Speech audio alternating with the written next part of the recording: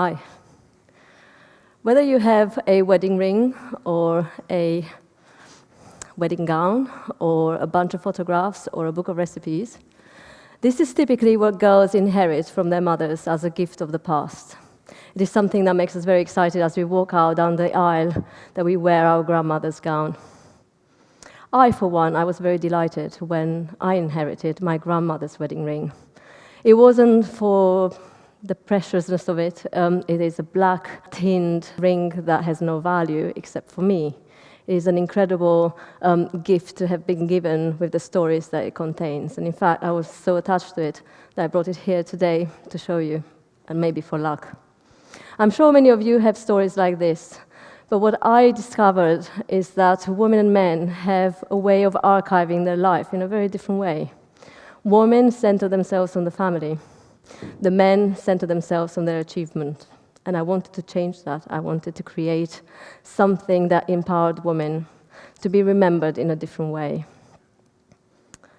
Like a tapestry in history, it is very important that we don't let it be rotten or be left with lots of holes as if forgotten in a drawer.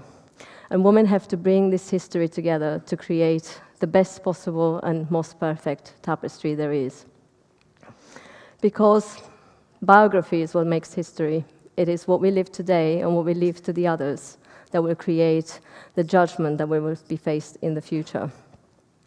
As this quote quite clearly says, there is no such thing as history, there's only biography, and that is our lives. So 3 years ago, I discovered a really interesting photograph. It was centered on a woman, and it was a group photograph from the legal profession, dated 1982, and it had one woman in the middle. I was very excited. There were very few photographs that centered on a woman. I wasn't interested in the objects she had on her or the dress she wore. I was interested in what she thought. How did it feel to be the only one? What did she do when the dinner finished? This was an anniversary dinner, 100 years of this law firm existing.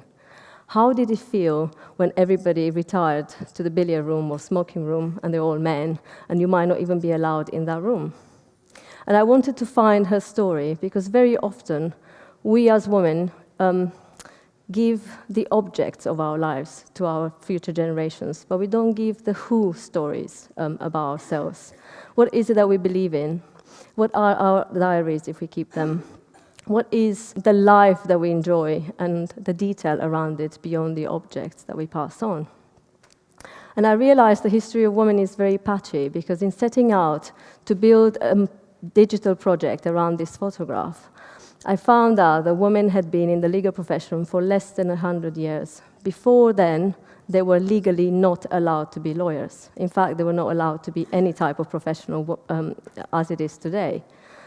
And to create a better archive for women coming through the legal profession in the future, I felt it is imperative that we create and gather a collection of facts that can really empower them to understand where they're coming from, to give them a cohesive timeline that they can belong to. A little bit like a family tree, they needed to create a professional tree. In this journey of finding and building an archive, I have discovered that the picture is entirely cracked up. It is very patchy.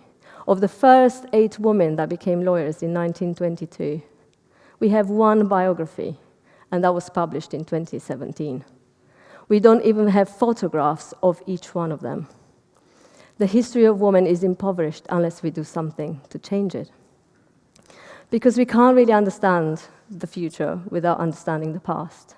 But of course, when the photograph of 1982, that is, the inspiration behind the project, was taken, the landscape in the world was no different. The woman in the middle in the legal profession was the same woman in the middle everywhere else. Women did not participate in public life. If you take this photograph from 1983, it showed the same picture, one woman in the middle. And this is very much a picture that remained the same until 1990. And then I discovered that in the last 100 years, although there are nearly 200 countries in the world, we have not even had 200 women leaders in the world. We've had 143 women that led nations, either as prime minister or presidents, in 100 years of history. The other thing I discovered is that 19 of those came from a country called San Marino. I have no idea how many of you have heard of it, but I can tell you one interesting fact. That country is half the size of this very town.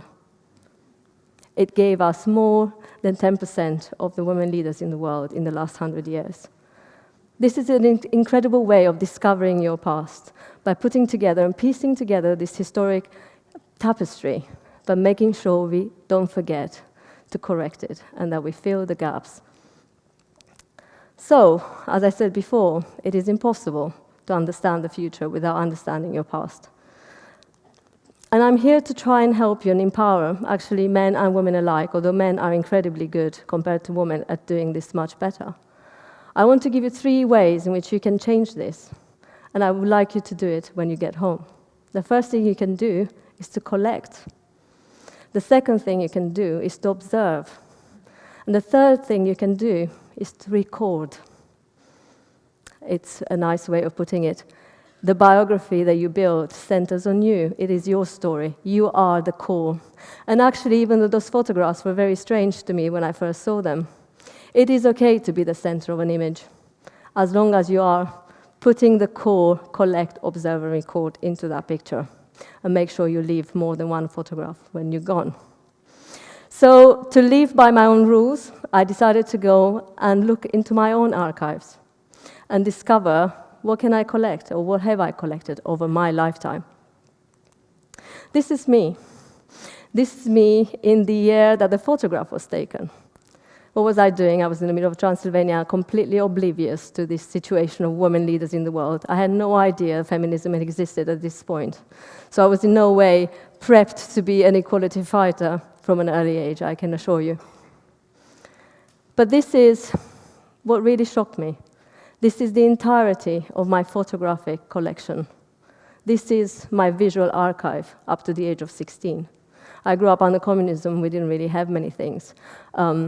And this is something that until I took a deliberate action to document my life, I made a lot of assumptions about how much I had. And in fact, I have very little. So one thing that is very simple to do, go and look into what you have and make sure what you think you have, you do have. The other thing you need to do is to observe. We all do many interesting things. In fact, we have so many experiences in life, but we don't really observe in a way that is the lasting way of observing. For example, probably the easiest way to describe it is charity donations. Each one of us makes choices around what we donate for, the causes we believe in, the purpose in life that we set for ourselves. Those things are the observations that history will be able to create a character out of our life. If you're passionate about children as opposed to helping elderly people, that will tell something, a story about you. It enriches and maps your life in a better way. And recording. Recording is incredibly important because really everything you record will go into your box of memories. Your life will be all in that box. And in the age of technology, you can say, well, there's so much in my memory box on Snapchat. Just remember, it disappears in a second. Although you think there's a lot, there's hardly anything on you in the world.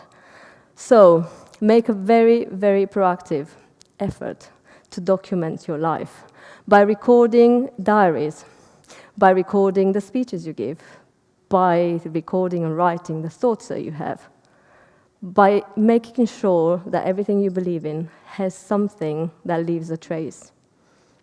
Because if you want to be remembered, you have to remember one thing. We all live life forward, but in fact, our life is only understood backward. Thank you very much.